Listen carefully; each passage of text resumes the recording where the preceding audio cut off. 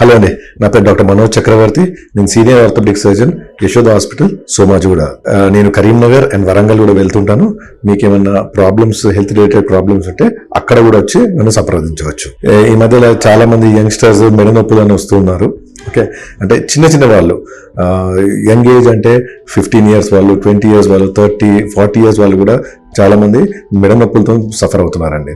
వాళ్ళు పిల్లలైనా అవ్వచ్చు, హౌస్ వైఫ్స్ అయినా కావచ్చు, లేకపోతే సాఫ్ట్వేర్ ఇంజనీర్స్ అయితే ఈ మధ్య కాలంలో ఎక్కువ మంది ఈ జాబితాలో చేరుతున్నారు. ఈ మెడ నొప్పి రావడానికి కారణాలు ఏంటంటే, ఫస్ట్ ఆఫ్ ఆల్ అధిక బరువు ఉంటే రావచ్చు, లేకపోతే ఎక్కువ బరువులు మోసే వాళ్ళకి ఇది రావచ్చు. లైక్ స్కూల్ చిల్డ్రన్స్ అప్పుడప్పుడు bags, heavy bags, school bags మోస్తూ ఉంటారు, వాళ్ళకి రావచ్చు.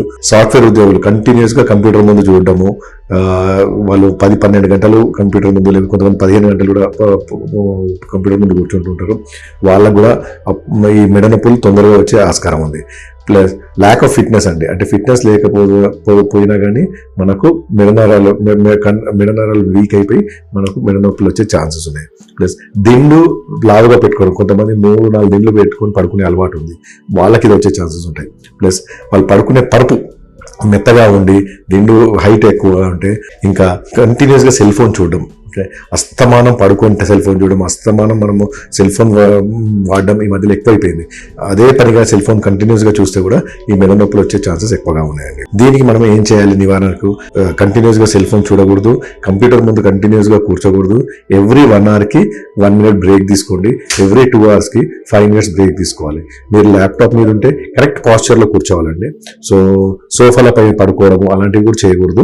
సో మీరు కంటిన్యూస్గా ల్యాప్టాప్ కానీ డెస్క్టాప్ మీద చూసే పని అయితే మీది ఎవ్రీ 1 hourకి మీరు లేచి నిల్చోండి. ప్లస్ ఎవ్రీ 2 hours కొంచెం అటు ఇటు తిరిగి వచ్చాక కంప్యూటర్ ముందు కూర్చోండి. వీటితోనే మీకు మెడ నొప్పులు వచ్చే ఆస్కారం తక్కువ ఉంది.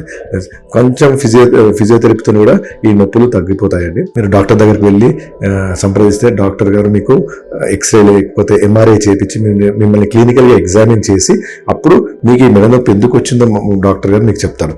దాంతో మీరు ఫిజియోథెరపీ చేయడమా, లేకపోతే సర్జరీ చేయడమా, లైఫ్ స్టైల్ చేంజెస్ చేయడమా డాక్టర్ గారు చెప్తారు. లైఫ్ స్టైల్ మోడిఫికేషన్ అంటే weight reduction, some sports activities, some fitness, some sort of physical activity చేస్తే మీకు ఈ మెడ నొప్పులు రాకుండా జాగ్రత్త పడవచ్చు.